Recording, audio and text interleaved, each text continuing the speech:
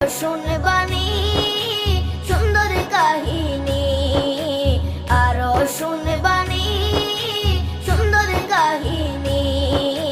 জান্নাতের ওই রুমে রুমে লেখা নবীর নাম, জান্নাতের ওই রুমে রুমে লেখা নবীর নাম। নবী রহমতে আলম